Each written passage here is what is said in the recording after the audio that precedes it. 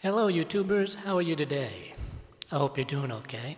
The following commentary is in response to a video called One Video Every Christian Should Watch. It was put out by a user who calls himself Thunderfoot. This video kind of reminded me of an incident where one very popular magazine called Prospect did a review of Richard Dawkins' book entitled The God Delusion. Prior to that, Prospect magazine had voted Richard Dawkins among the top 3 public intellectuals in the world. Then it reviewed The God Delusion, and it wrote the following, and I quote, "It has been obvious for years that Richard Dawkins had a fat book on religion in him. But who would have thought him capable of writing one this bad? Incurious, dogmatic, rambling, and self-contradictory. It has none of the style or verve of his earlier works." Unquote. So in short, they expected a lot more from their hero than they got. Now, Thunderfoot, from what I understand, as far as atheists go, is one of the heavy hitters here on YouTube. So I expected to hear and see something that he apparently thought would make me question my Christian faith. Unfortunately, his video entitled One Video Every Christian Should Watch did not deliver. Instead, what I got was nothing more than the usual drivel I have come to expect from the majority of the atheists found on YouTube.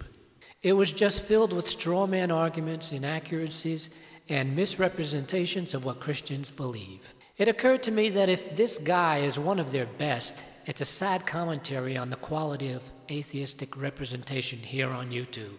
So without further ado, let me begin dismantling this pathetic piece of drill. So you call yourself a Christian? Yeah. Are you sure about that? Yeah. I mean, let's break this down. The minimum requirements to be a Christian is that you must believe the description within the Bible that Jesus Christ, that's Christ as in Christian, was the Son of a mighty God.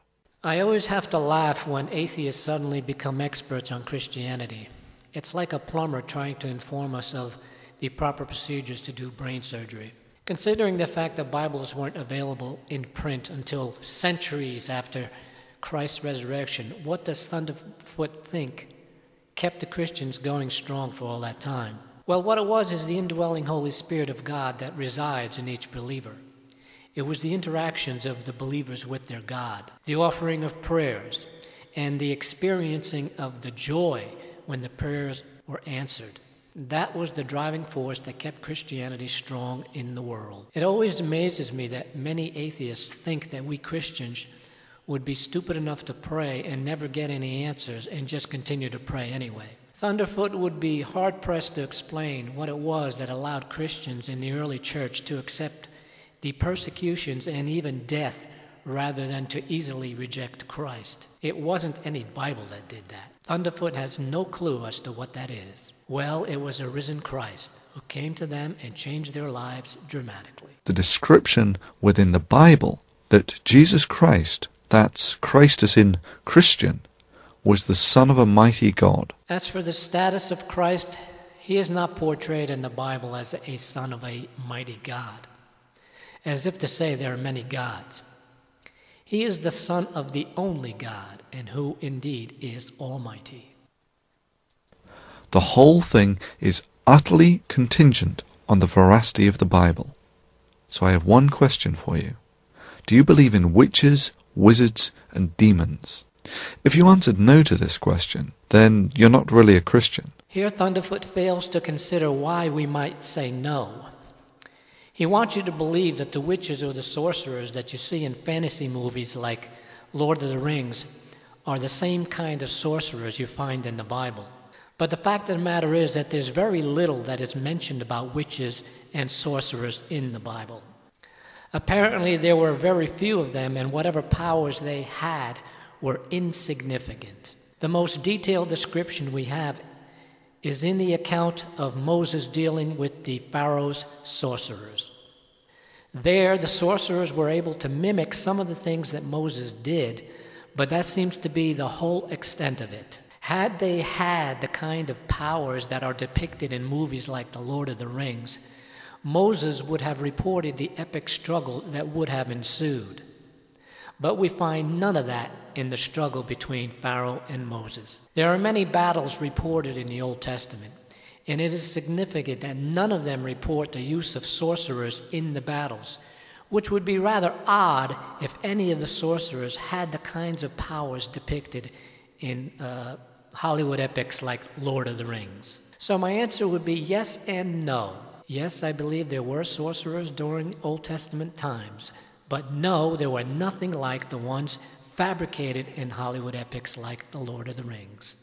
Because the biblical God, that's the Father of the Christ in Christian, directly instructs you in the Bible to kill witches and stone wizards. Here, Thunderfoot reveals himself to be theologically ignorant and has chosen to regurgitate the kind of crap that he was fed by his equally theologically challenged predecessors. He apparently is ignorant of the fact that he is trying to introduce Old Testament directives into the New Testament dispensation that we live in. Nowhere in the New Testament are Christians directed to kill anybody, let alone witches and sorcerers. As for demons, yes, I believe in them, but again, they are nothing like the ones depicted in The Lord of the Rings. The best example we have from the Bible is the demon possession of the demoniac from whom Christ exorcised. Apparently, there were enough of them in that one person to enter in an entire herd of swine. I personally believe Adolf Hitler was possessed. All you have to do is think about what Hitler did. You can tell by his behavior and actions from the horrors and the atrocities that were committed on his orders. Look at his demeanor. He's ugly. He had none of the charm of, say, a John Kennedy. But yet, he had a strange form of charisma that enabled him to come to power. It is a documented fact that he and his cohorts were engaged in occultic practices. There's a nice YouTube video called Nazis, the Occult Conspiracy.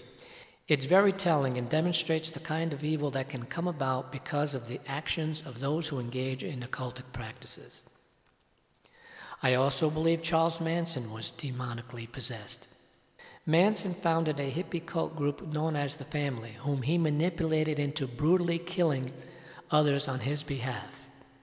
And he too was involved in the occult. Now take these elements out of the narrative, and all that you're left with is a very poorly written storybook. It is not a storybook, and it is so poorly written that it has sold more copies than all of atheism's books combined.